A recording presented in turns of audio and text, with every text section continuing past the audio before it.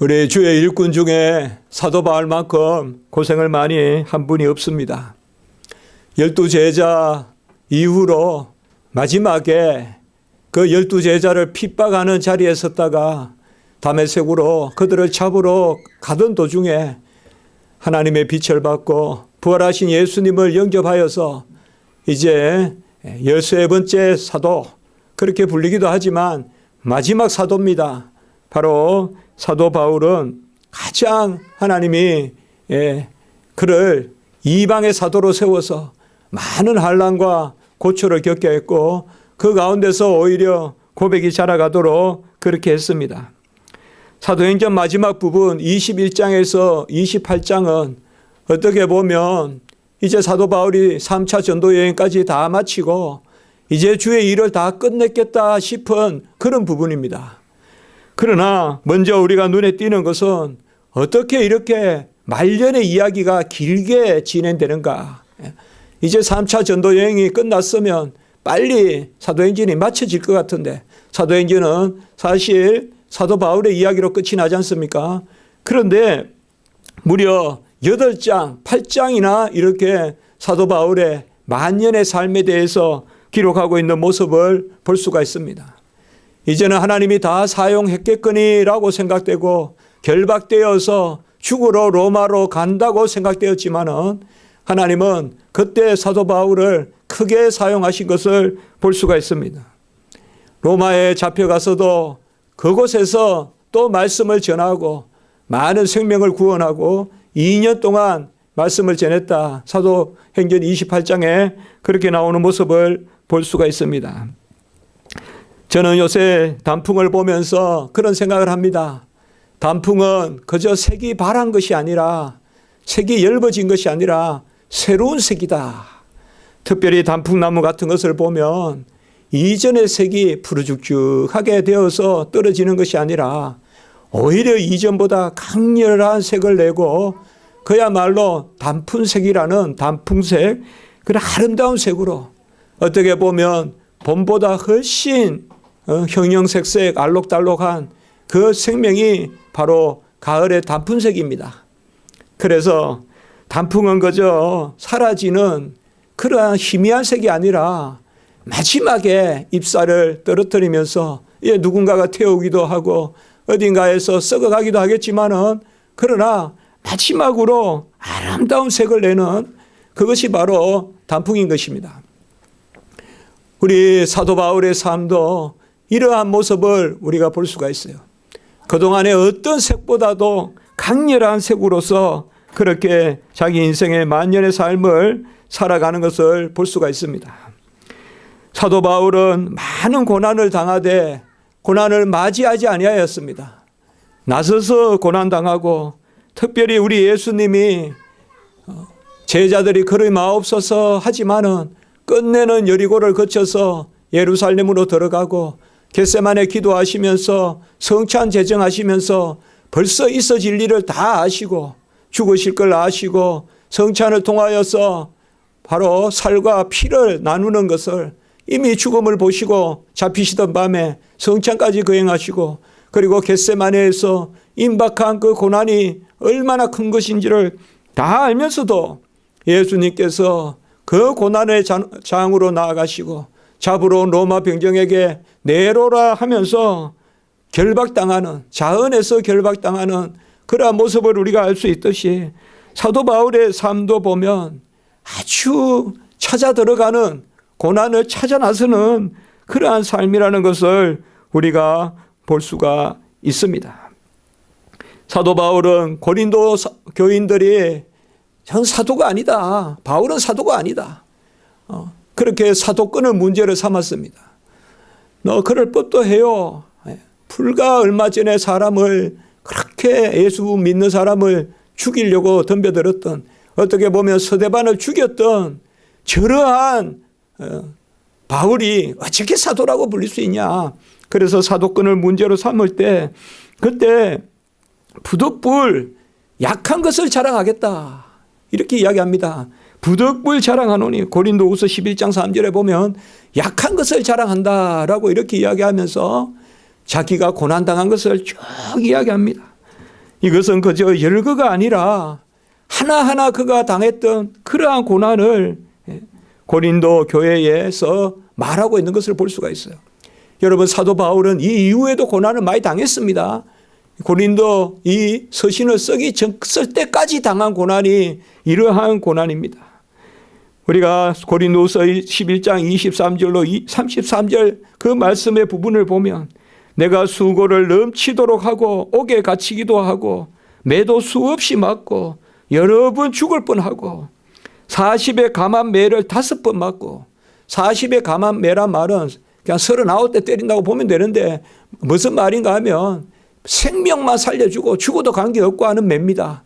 그것을 5번이나 맞았고 3번은 태장으로 맞고 태장이란 말은 불구를 만드는 그러한 크게 그냥 매를 내리 꼽는 그 장을 3번이나 맞고 한 번은 스데반이 돌로 맞았듯이 우리 사도 바울도 한 번은 돌로 맞고 3번은 배가 난파되고 파손되고 일주야를 깊은 바다에 있었고 그러니까 바다에서 또 돌아다닌 거예요. 배가 깨져서 일주일간 바다에서 그는 거의 이제 죽었다 싶은 거 아니겠어요? 바다 위에 일주일간 떠 있었으니까. 그리고 강의 위험, 강도의 위험, 이방인의 위험, 시내의 위험, 강야의 위험, 바다의 위험, 거짓 형제들의 위험, 자지 못하고 줄이고 목마르고 여러 번 춥고 굶고 헐벗고 이러한 큰 고난을 당했다는 거예요. 옛날에는 그저 이런 것을 그저 그냥 하나의 마치 비유같이 읽었어요. 그러나 이제는 하나가 우리는 과연 이런 것을 몇 번이나 당했을까? 부족한 종은 목사라 하면서 이 읽을 이렇게 올려놓을 내 말이 한마디라도 있는가? 사도 바울은 이렇게 많은 고난을 당했는데 이 모든 고난보다 더 힘든 것이 뭐냐? 교회를 위한 염려가 더 힘들었다. 이렇게 이야기하고 있습니다. 얼마나 교회를 사랑했는지 교회를 위한 염려가 이 모든 고난보다 더했다. 그러면서 내가 이것을 어떻게 이겼느냐? 나는 강인한 사람이다. 나는 맞고 때려도 살아났고 물에 빠져도 일주일을 바다에 있어도 돌로 맞아도 나는 살아난 강한 사람이다 라고 말하지 않고 부득불 자랑할진대 내가 약한 것을 자랑한다. 이렇게 이야기했습니다. 강하면 이거 이겨내겠습니까? 약하니까 이겨내죠. 강한 사람은 이런 거 못 이겨내요. 약한 사람이 이겨내는 거예요. 내가 부득불 자랑하니 약한 것을 자랑하리라. 이러한 고난을 당하니까 담대한 고백이 나와요. 그 담대한 고백은 로마서 8장 35절에 누가 우리를 그리스도 사랑해서 끌으니요 환난이나 공고나 박해나 기근이나 적신이나 위험이나 칼이랴. 그리고 로마서 8장 38절 39절에 보면 내가 확신하노니 사망이나 생명이나 천사들이나 근세자들이나 현재일이나 장래일이나 능력이나 높음이나 깊음이나 어떤 피조물이라도 우리 주 예수 그리스도 안에 있는 사랑에서 끊을 수 없느니라 라고 이렇게 이야기합니다. 저는 고린도 후서 이 11장 말씀과 로마서 8장 말씀을 한번 설교를 준비하면서 같이 생각해 봤어요. 환난이나 기근이나 위험이나 적신이나 칼이나 높음이나 정사나 깊음이나 천사나 현재일이나 장래일이나 누가 그리스도의 사랑에서 나를 끊으리요. 이것은 고난을 당하지 않고는 나올 수 없는 고백이에요. 고난을 당했으니까 이러한 담대한 고백이 나오는 거예요. 그래서 고난당하는 것이 유익이다 그런 생각을 한번 해보는 것입니다. 오늘 우리는 환난 가운데 믿음. 우리가 금방 찬송을 드렸지만은 바로 환난과 핍박 중에도 성도는 신앙 지켰네. 이 찬송을 우리가 금방 드린 것입니다. 사도 바울은 3차례 선교 여행을 통하여서 기독교 역사상 가장 핵을 걷는 기독교는 예수 그리스도의 믿음의 그러한 종교지만은 이 기독교를 가장 널리 전하고 또 교리를 수립한 그분이 바로 이 사도 바울이 아니겠습니까? 이 사도 바울은 이방 선교를 감당했는데 그의 삶을 보면 성령의 지시함을 받은 그런 삶입니다. 성령이 하라는 대로 했다는 것을 볼 수가 있어요. 구약의 강야 이스라엘 백성들이 구름 기둥 불 기둥이 움직이는 대로, 그게 하나님의 임재고 영의 지시거든요. 성령이 옮기는 대로 따라가는 겁니다. 내 생각으로 가는 게 아니라, 내 심령으로 가는 게 아니라 신령한 성령의 인도하심을 쫓아서 가는, 그것이 바로 40년간의 강야 생활의 모습이거든. 이 사도 바울의 삶도 계속 성령의 지시를 받았어요. 사도 바울이 예수님을 만나고 또 다메섹에서 이제 다시 눈에 비닐이 덮였다, 비닐을 걷어내고는 바로 하나님의 말씀을 전하고, 처음에는 예루살렘 들어가서 전도하려고 그랬어요.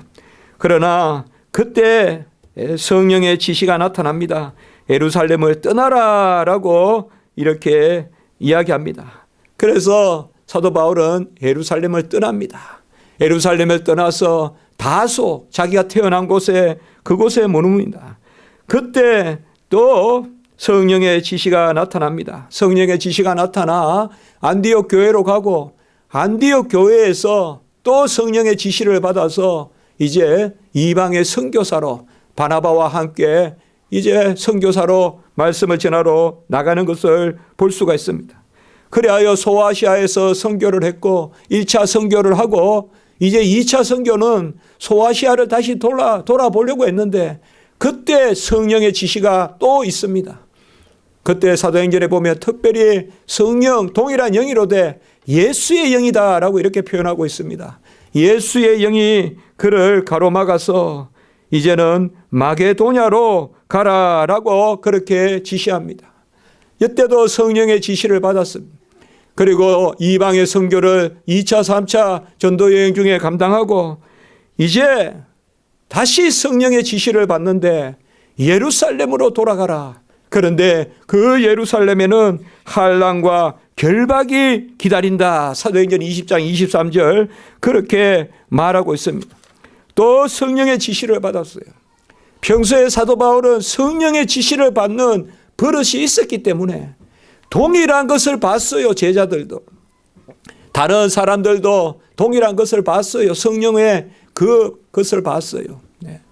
사도 바울이 예루살렘에 들어가면 환난의 결박을 당한다, 결박을 받고 환난을 당한다는 것을 다른 그러한 제자들도 봤고, 심지어 아키포라는 그러한 예언을 하는 그런 것도 우리가 볼 수가 있어요. 바울이 결박당하는 것을, 바울의 띠를 가져와 가지고 결박당하는 것을 이렇게 보여준다 이 말이에요. 그런데 같은 것을 봤어도 해석이 다른 거예요. 사도 바울은 하나님의 뜻은 환난이든 핍박이든 하나님의 뜻이 있다. 그곳에는 다른 사람들은 환난이나 핍박이 있으면 하나님의 뜻이 아니라고 생각하는 거예요. 편해야 하나님의 뜻이고, 즐거워야 하나님의 뜻이고, 마음이 기뻐야 하나님의 뜻이고, 내가 잘 돼야 하나님의 뜻이고, 그렇게 생각한다 이 말이에요. 그러나 사도 바울은 지시함을, 내가 가고 싶어도 막고, 그래서 부득불 자랑하노니 약한 것을 자랑하노라. 내 마음대로 해서 어떻게 감당하냐. 그걸 사도 바울은 알았던 거예요. 하나님께 맡기고 성령의 지시대로 해야 내가 살아나고, 그때 하나님이 나를 영화롭게 한다. 그래서 성령의 지시함을 받고 성령에 매여서, 사도행전 20장 22절에 보면 성령에 매여서 그렇게 예루살렘으로 돌아갑니다. 그리고 예루살렘에서 급기야 잡히고 이제 로마로 압송되는데, 그 로마로 압송되는 가운데서 공회 앞에 서게 됩니다. 사도행전 23장 11절에 보면 그 공회 앞에서 그날 밤에 주께서 곁에 나타나셨습니다. 사도 바울의 곁에, 가장 어려울 때 바울과 실라가 감옥에서 기도할 때 나타나셨듯이 또 나타나셨어요. 가장 어려울 때 하나님이 지시해 주시는, 하나님이 나타나 주시는, 그 심중 옥중에도 나타나시고 말이에요. 그 깊은 옥중에도 나타나시고 또 하나님이 나타나셨어요. 내가 예루살렘에서 나의 일을 증언한 것 같이 로마에서도 증언하여야 하리라 하시니라. 사도행전 23장 11절에 이렇게 말하고 있어요. 뭐 사도 바울이 뜻을 세워서 내가 이렇게 하자 저렇게 하자 한 적이 없어요. 그게 사도 바울의 이제 삶인 거예요. 마게도냐 갈 때 소아시라 가고자 하는데 예수의 영이 마게도냐 사람을 보여주면서 마게도냐로 오라 마게도냐로 오라 마게도냐로 가고, 이제는 이미 많이 얻어맞고 예루살렘 가서 포박을 당해서 그때 또 주님이 나타나서 곁에 서서 주님이 곁에 서서 알려주신다 이 말이에요. 로마로 가서 사람을 살리는 일을 하라는 거예요. 로마에서도 나의 일을 증언하라. 예수님께서 그렇게 말씀하시는 것입니다. 여러분, 우리는 성령의 지시를 받습니다. 성령은 오늘 아침에도 내 발걸음을 인도했고 오늘 집에 갈 때도 인도하십니다. 성령은 오늘 내가 잘 때도 함께 하십니다. 성령은 내 안에 사는 것이요 이제는 내가 사는 것이 아니요 영이 살기 때문에 사도 바울과 같이 성령의 지시가 있어요. 중요한 것은 그것을 어떻게 해석하느냐가 중요해요. 해석하느냐가 중요해요. 우리 어릴 때 보면 사과가 아주 맛있게 달려있는 그런 친구 집 가수원집이 있어요. 그러나 그 앞에는 탱자나무 가시가 있어요.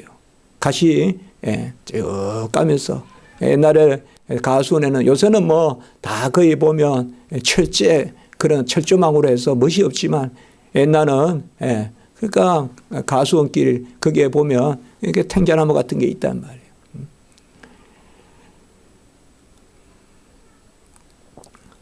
무슨 일이든지 가시가 있는 거예요.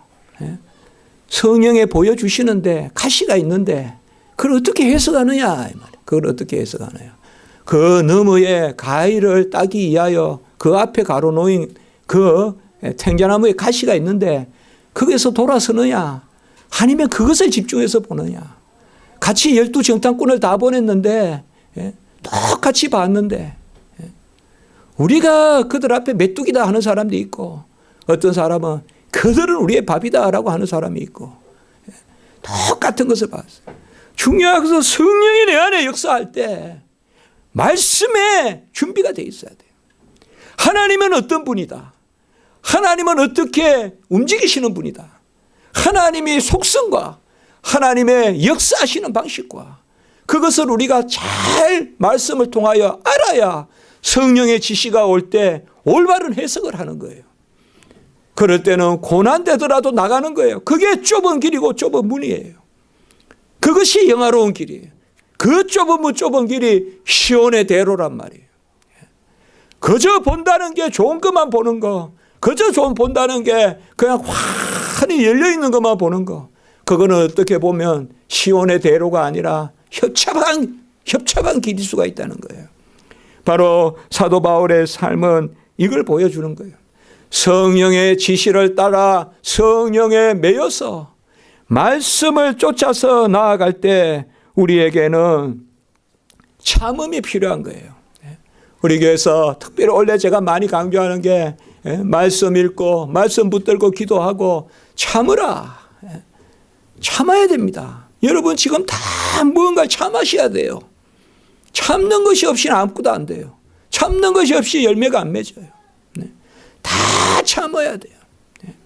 막 경험 없는 사람은 뚜껑을 열어 제키니까 안에 고구마도 잘 익지 않아요. 막 경험 없는 사람은 쇠가 잘 열을 가했는가 넣었다 뺐다 해보니까 좋은 연장을 만들 수 없어요. 강한 그 쇠를 만들 수 없어요.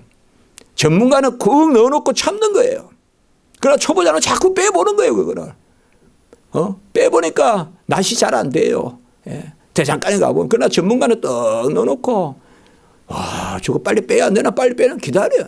쑥 빼가지고 투투투투 하면 그게 아주 그냥 물에도 넣고 또 담금질 한단 말이죠. 우리가 참음이 필요해요. 데살로니가 후서 3장 5절에 보면 그리스도의 인내에 들어가게 하시기를 원하노라. 사도 바울은 일찌감치 로마에 가고 싶었어요. 그러나 그때는 그 로마가 저 스페인인 줄 알았어요. 저 끝에가 그 당시에는 뭐 유럽도 지도가 없으니까 그 사도 바울은 로마가 바로 유럽의 끄트머리인 줄 알았어요. 거기에 가고 싶었어요. 내가 계속 참는 거예요. 주의 일 하는 사람들 보면 그런 게 있어요. 칼빈도 보면 30살 때 마음먹은 것을 50살 때 대학교를 세워요. 20년 동안 아무도 모르게 학교 세우면 누구 교수 세울까, 학교 세우면 뭘 가르칠까 혼자 고민하는 거예요. 우리 성도님들은 이 인내가 있어야 돼요. 그리스도의 인내에 들어가게 하시기를 원하노라. 데살로니가 후서 3장 5절 같이 합니다. 그리스도의 인내. 우리 그리스도도 오래 참으셨어요. 히브리서 12장 2절에 보면 그 앞에 있는 기쁨을 위하여 십자가를 참으사 부끄러움을 개의치 아니하시더니 하나님 보좌 우편에 앉으셨느니라 라고 이렇게 이야기해요. 나서는 기술은 많은데 참는 기술이 빵점이면 아무것도 안 됩니다, 여러분들. 아무것도 안 돼요. 참는 기술이 한 90점 되고 나서는 기술이 한 10점 되면 잘 됩니다. 잘 돼요. 주의 일도 마찬가지예요. 주의 일도 참아야 돼요. 씨를 뿌리고 물을 주고 자라게 하시는 하나님이시다. 씨를 뿌리고 물을 주고 자라게 하시는 분은 하나님. 30배, 60배, 100배 결실을 내시는 분은 하나님이시다. 우리는 고난의 앞에 놓여 있습니다. 우리가 당하는 고난은 세상의 영과의 전쟁입니다. 악한 영과의 전쟁입니다.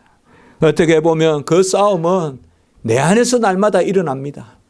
굳이 대문 밖을 안 나가도 내 안에서 끊임없이 싸움이 일어납니다.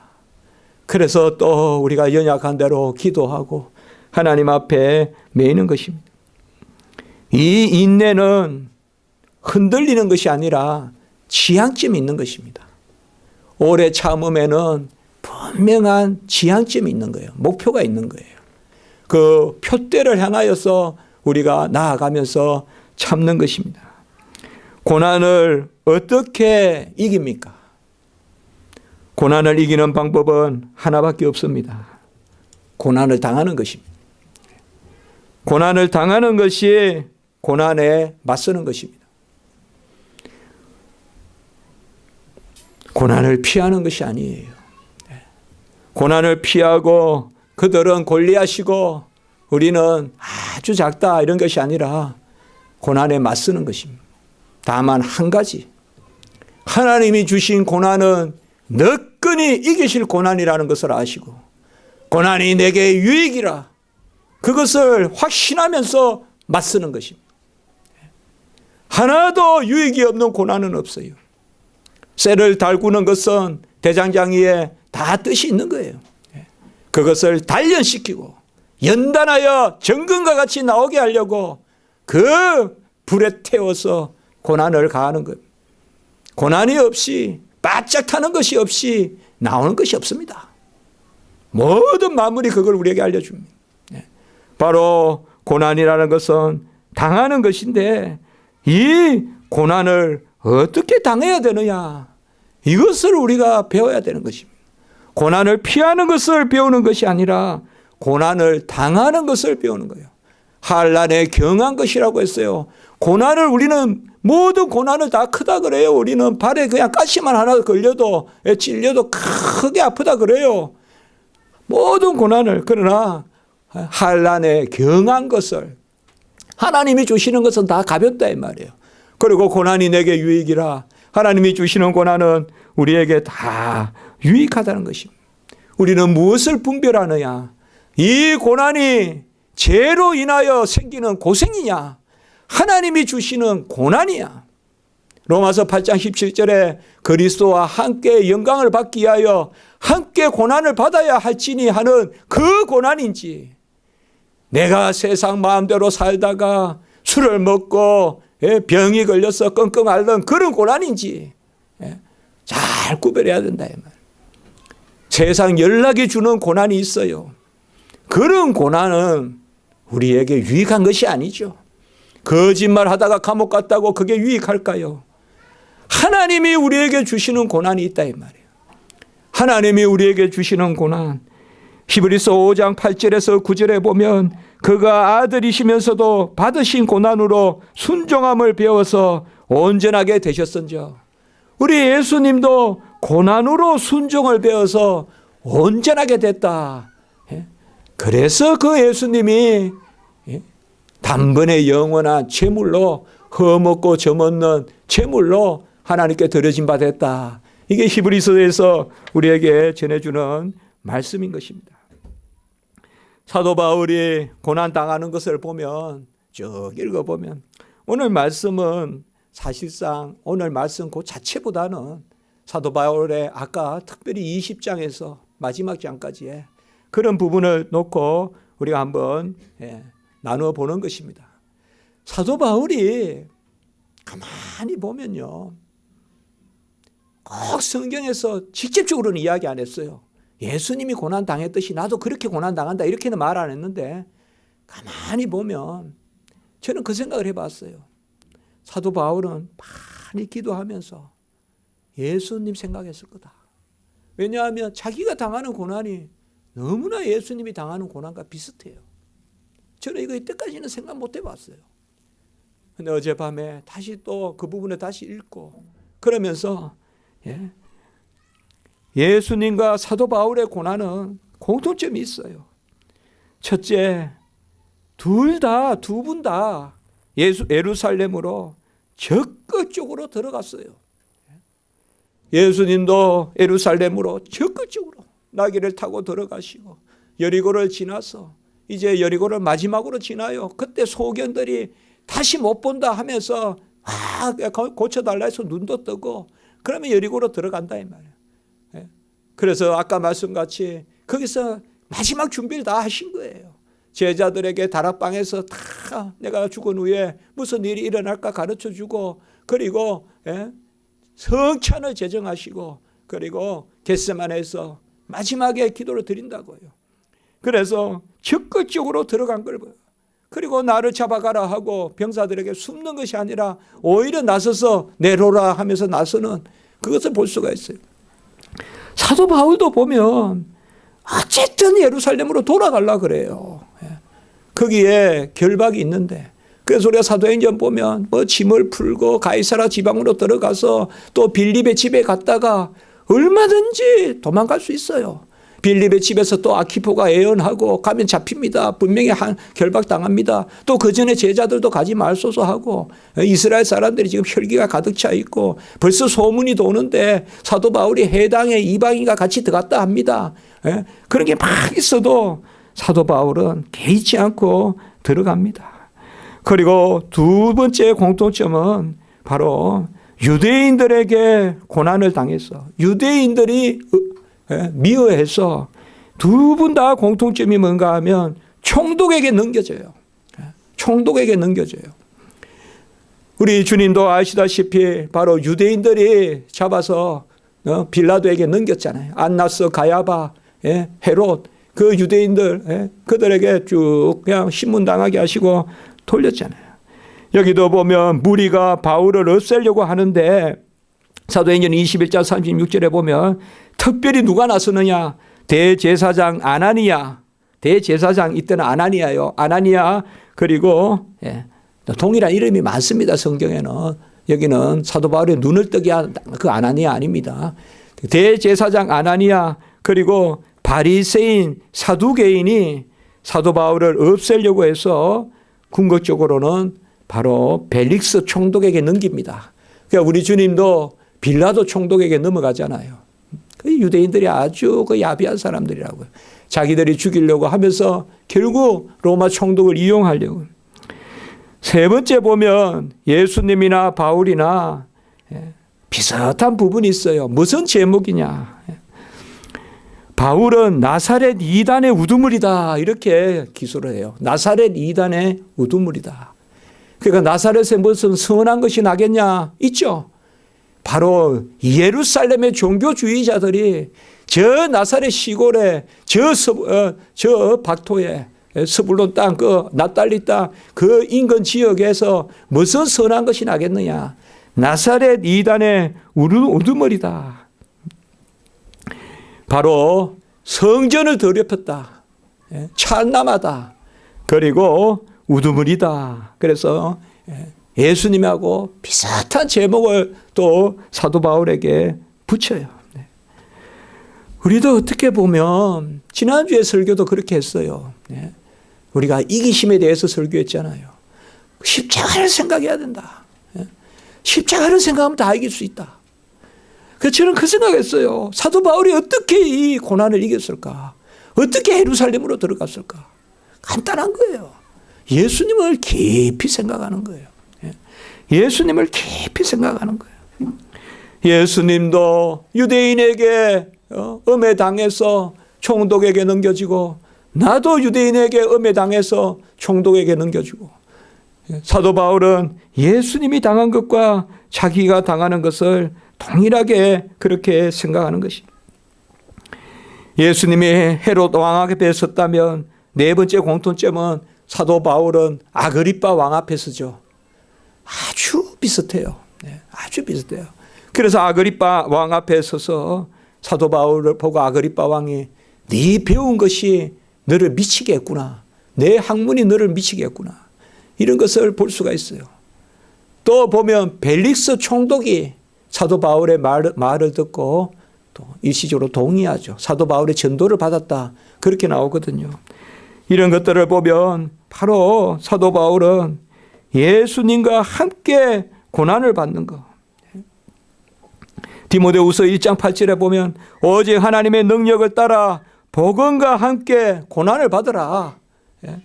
디모데후서 1장 8절. 그리고 베드로전서 4장 19절에 보면 하나님의 뜻대로 고난을 받는 자들은 선을 행하는 가운데 영혼을 하나님께 의탁할지어다. 하나님의 뜻대로 고난을 받고 복음과 함께 고난을 받는데, 복음과 함께 고난을 받는 게 뭘까요, 여러분들? 하나님의 뜻대로 고난을 받는 게 뭘까요? 예수 따라가는 겁니다. 예수 따라가는 거예요. 예수님 바라보면, 십자가 바라보면 다 보입니다. 다 보여요. 내가 뭘 참아야 되고, 뭘 나서야 되고, 뭘 당해야 되고, 그리하여 예수님과 함께 높이 영화롭게 되는 것이 보입니다. 그 좁은 문이 보입니다. 사도 바울도 그것입니다. 시편 119편 7절에 보면 고난 당하는 것이 내게 유익이라. 이로 말미암아 내가 주의 율례들을 배우게 되었느니라. 이 말씀 우리가 어떻게 이해해야 될까요? 고난 당하는 게 내게 유익이라. 이로 말미암아 내가 주의 율례들을 배우게 되었느니라. 이게 시편 119편의 다윗의 고백이에요. 고난을 통하여서 율법을 배웠다. 고난을 당하면서 하나님의 뜻을 알고, 고난을 당하면서 나의 부득불 약한 것을 자랑하고, 고난은 나의 약한 것을 보여줘서 하나님의 강함이 나의 약함을 이긴다는 것을 보여준다. 이 말. 그게 바로 율법이라는 거예요. 고난을 통하여 율례들을 배우게 되었다. 이 고난 당하는 것이 내게 유익이라고 이렇게 말한 것입니다. 고난은 우리에게 유익입니다.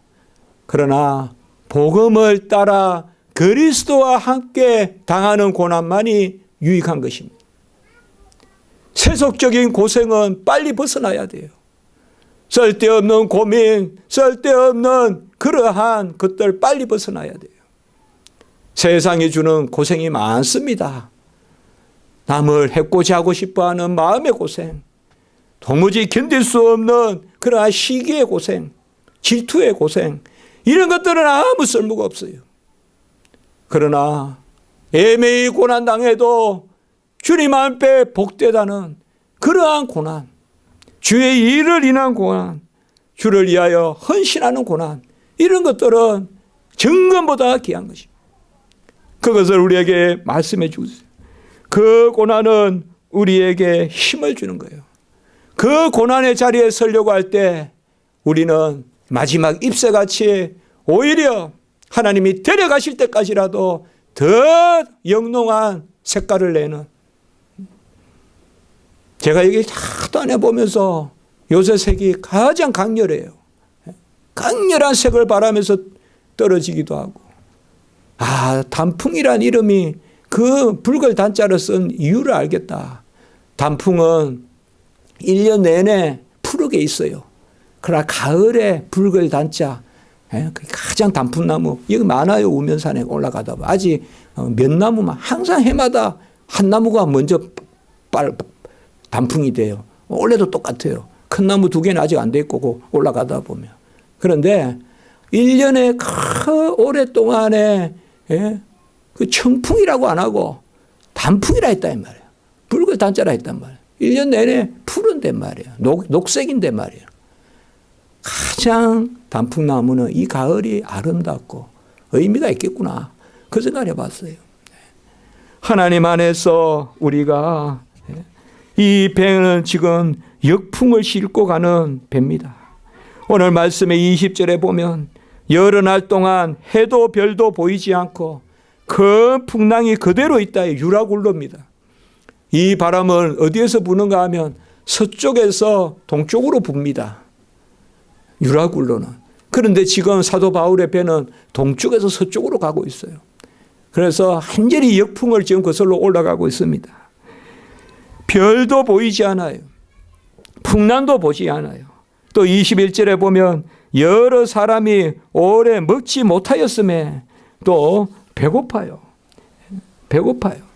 한절히 먹지도 못하고 그래서 27장 20절에 보면 오늘 말씀 20절에 보면 구원의 소망도 없었다 이렇게 말씀하고 있어요. 여기 구원이라는 말은 생명 우리가 영생의 구원이 아니라 그야말로 구출된다 이 말이에요. 이제 살아날 소망이 없다 이거예요. 살아날 소망이 없는 그 가운데 있어요. 276명이 탄 배잖아요. 그런데 사도 바울은 본래 내가 떠나지 말자고 했지 않냐 그렇게 말해요. 이렇게 보면요. 사도 바울이 아까 봤죠 우리가 7일 동안이나 물속에 있었고 3번이나 파선한 경험이 있는 사람이에요. 이미. 그러니까 사도 바울이 잘 알아요. 배를. 잘 알아요. 사도 바울이. 그래서 가면 안 된다 하는데 이들은 사도 바울을 말을 듣지 않아요. 처음에는. 죄수일 뿐이잖아요. 그래서 한전히 한계 상황에 다다릅니다. 그때 사도 바울이 23절의 말씀에 보면 내가 속한 바 내가 섬기는 하나님을 전해요 그들에게. 드디어 그들의 마음을 움직여요.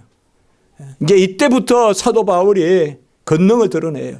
이때까지는 말을 안 들어요 이 사람들이. 사도 바울이 지금 나가면 안 된다 이렇게 해도 어떻게 보면 사도 바울은 그때까지 경험을 이야기했을 수가 있어요. 이건 하나님 기뻐하지 않아요. 그러나 이제는 싹 경험을 이야기하지 않고 내가 속한 바 내가 섬기는 하나님의 사자가 어젯밤에 내 곁에 서서 말하되 이게 사도 바울의 힘입니다. 이 지시를 받았다는 거예요. 우리는 사도행전에서 이걸 잘 읽어야 돼요. 성령의 지시가 있는 거예요. 성령의 지시가. 자기 말로 경험으로 했을 때는 안 들었어요. 이 사람이. 그런데 이제 하나님의 사자 바로 내가 속한 하나님 내가 섬기는 하나님 그 하나님이 이야기한다. 그리고 오늘 25절에 보면 내가 내게 말씀하신 그대로 되리라 하고 믿는다. 무슨 말씀을 했는가 하면 사도 바울에게 저 배에 탄 사람들을 다 너에게 맡겼으니 한 사람도 건들지 않고 죽이지 않겠다. 생명은 손상하지 않고 배는 깨지더라도 생명을 살리겠다. 그렇게 이야기해 주는 것입니다. 여기에 오늘 3 단어가 나와요. 같이 합니다. 첫째, 나는 하나님께 속한다. 둘째, 나는 하나님을 섬긴다. 셋째, 나는 하나님을 믿는다. 이 말씀이 나와요. 내가 속한 바, 내가 섬기는 하나님. 우리는 누구의 소속입니까? 우리의 소속은 어디입니까? 대한민국입니까? 아니면 하늘나라입니까? 우리의 소속은 누굽니까? 대통령 아래에 있습니까? 아니면 하늘 아버지 아래에 있습니까? 내가 속한 바. 둘째, 우리는 누구를 섬깁니까? 지금 누구를 섬기니라고 애쓰고 누구를 섬기니라고 눈치 보고 삽니까? 누구를 섬깁니까 우리가? 하나님. 나는 하나님을 섬긴다. 셋째, 우리가 지금 누구를 믿습니까? 누구를 의지하고 사업하십니까? 누구를 의지하고 공부합니까? 나는 하나님을 믿는다. 내가 하나님께 속하고 하나님께 내 모든 것을 맡겨서 하나님을 섬기고 그리고 나는 하나님을 믿노라. 이렇게 사도 바울은 이야기하고 있어요. 담대함이 생기는 거예요. 담대함이. 그 가운데서. 너희들 생명에는 손상이 없고 배는 깨질지라도 걱정하지 마라. 이것도 지금 담대한 거예요. 오늘 새벽에도 제가 말씀을 드렸는데 저는 요새 항상 절대 가치에 대해서 많이 생각합니다. 절대성에 대해서. 무엇이 절대적인가? 낙엽이 떨어지는 것은 절대적인 가치가 있어요. 저건 떨어져야 봄날의 열매를 준비하는 겁니다. 내 삶의 절대적인 가치는 무엇인가? 정말 내가 버릴 수 없는 절대적인 가치는 뭔가? 내가 배인가 생명인가? 지금 여기 말씀에 22절에 아무 생명에는 손상이 없겠고 배는 깨지겠다 이렇게 말합니다. 배가 중요합니까? 생명이 중요합니까? 절대 가치가 뭡니까 우리에게? 우리의 절대 가치를 잘 안다면 우리의 삶의 길이 보일 것입니다. 우리의 절대 가치를 잘 안다면 우리가 무엇을 감사해야 되고 무엇을 기뻐해야 되고 받은 복을 헤어보아라. 그리고 무엇을 하나님이 우리에게 이미 주셨고 하나님이 주신 것이 얼마나 큰 것인가를 우리가 알게 될 것입니다. 생명에는 손대지 않는다. 우리는 생명이 절대 가치입니다. 영생이 절대 가치입니다. 그리스도가 나와 함께 하시고 그 가운데 부요함이 있습니다. 아무리 조화를 심어봤자 조화는 조화입니다. 여기 앞에 삼성 앞에 있는 그 종이 장미는 피지도 않고 지지도 않습니다. 그러나 생명이 없습니다. 그러나 우리는 생명이 있습니다. 생명이 있다는 것은 고백이요. 생명이 있다는 것은 무한한 가능성이요. 생명이 있다는 것은 영원성입니다. 일시적으로 소멸하는 듯 하지만은 생명이 본질이기 때문에 저 종이도 언젠가는 다 부식해서 없어지겠고 저기 모든 인간의 만든 것들이 없어질지라도 우리의 절대 가치는 있는 것입니다. 여러분, 상대 가치를 너무 가지고 고민하지 마세요. 돈 때문에 생명을 버리고 그런 일을 하지 말란 말입니다. 그런 것을 하지 마세요. 그리고 내 생명을 즐거워하시고 배는 깨질지라도 배는 깨질 수 있어요. 그러나 하나님은 분명히 말했어요. 내가 속한 하나님, 내가 섬기는 하나님, 내가 믿는 하나님, 내 생명을 보호해 주신다 이 말이에요. 내 생명을 보호해 주세요. 세상 사람들도 그런 말 하잖아요. 사람은 다 져먹을 것 가지고 태어난다고. 세상 사람들도 그 정도 가지고 믿음으로 사는데 뭐가 그렇게 불안합니까? 뭐가 그렇게 힘듭니까?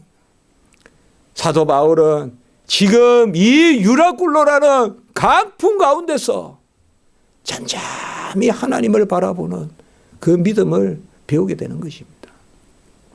이것이 바로 고난에 맞서는 사도 바울의 모습입니다. 그리스도도 너희를 위하여 고난을 받으사 너희에게 본을 끼쳐 그 자취를 따라오게 하려 하셨느니라. 베드로전서 2장 21절입니다. 베드로서는 특별히 네로의 박해가 그 소아시아 교회에 임할 때 그게 쓴 겁니다. 예수 그리스도도 고난을 받으사 본을 끼쳐서 자취를 따라오게 하셨느니라 라고 이야기했습니다. 우리 여기 청년들도 있습니다. 어떻게 인생을 살아갈고 어떻게 직장을 취업할고 중요합니다. 뭐 목사님이니까 저렇게 이야기하겠지. 그럴 수 있을지 모르겠습니다. 그러나 절대 가치를 생각하십시오. 절대 가치를 생각하시고 상대적인 거 너무 고민하지 마십시오. 절대적인 것은 많은 경우 일시적으로 우리에게 부정적인 모습으로 보일 수가 있습니다. 남보다 못한 것 같고, 남은 벌써 저까지 뛰어가는데 나는 덜 뛰어간 것 같기도 하고, 그리고 가장 중요하게 우리가 상대적인 것이 우리를 괴롭히는 게 바로 고난입니다. 고난이 있으면 슬프거든요. 남은 안 아픈데 나는 아프면 눈물 나거든요. 남은 가졌는데 나는 못 가져가지고 뭔가 인간답게 못 사는 것 같고 이러면 슬프거든요. 그러나 그때 주님을 생각하십시오. 주님을 생각하시고 일시적으로 나를 낮추는 듯 하시더라도 주님은 그 이름으로 우리에게 영광을 돌리게 하시는,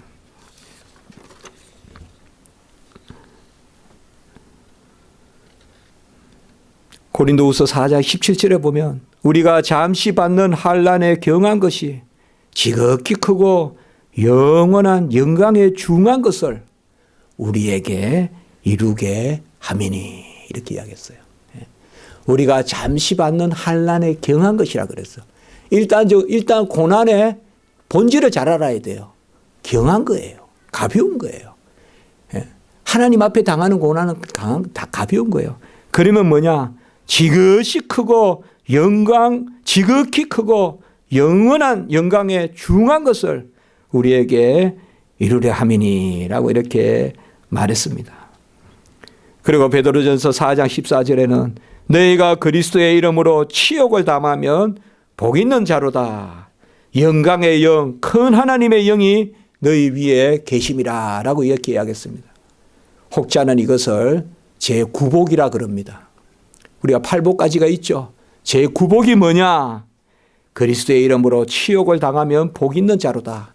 영광의 영, 하나님의 영이 너희 위에 계심이라 라고 이렇게 이야기했습니다. 여러분, 고난은 우리에게 언약의 복의 명찰입니다. 그렇게 생각하시면 됩니다.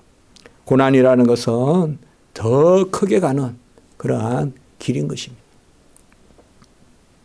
어디든지 좁은 데가 있습니다. 저기 속초 가려면 한계령을 넘어가야 됩니다. 한때 좁은 길이 나옵니다. 막히기도 합니다. 그러나 그 다음에 터여야 아름다운 경치가 있습니다. 항상 우리 인생도 그런 것입니다. 꼭 병목 현상이 나타납니다. 답답할 때가 있습니다. 그러나 그 기다림이 있을 때 그 다음에 아름다운 경치가 기다린 것입니다. 기도드리겠습니다. 거룩하고 자비로우신 하나님 아버지, 주를 바라보게 하시고 주님도 십자가의 고난을 오래 참으시고 즐거움을 보시고 참으시고 끝내 보좌 우편으로 올라가셨다고 말씀하셨습니다. 우리가 지금 당하는 어려움, 환난, 이것을 먼저 주님이 주시는 고난인지 잘 분별하게 하시고 주님이 우리에게 향한 뜻을 가진 고난이라면 즉시 이를 기뻐할 줄 알고 고난당하는 것이 내게 유익이라 환난에 경한 것이 영광에 중한 것으로 이른다는 것을 우리가 기억하며 살아가게 하시고 우리 성도님들 일시적으로 어려움이 있더라도 잘 보듬어 주셔서 그 구름 후에 쾌청한 날이 있듯이 하나님이 좁은 문 좁은 길이 시온의 대로가 되듯이 우리 성도님들 그 가운데 너끈히 참고 기다려 주님의 놀라운 복을 누리는 그런 자리에 서게 해 주시옵소서. 모든 성도님들 이 은혜 있게 해 주시옵소서. 구주 예수 그리스도 이름으로 감사하며 기도드리옵나이다. 아멘.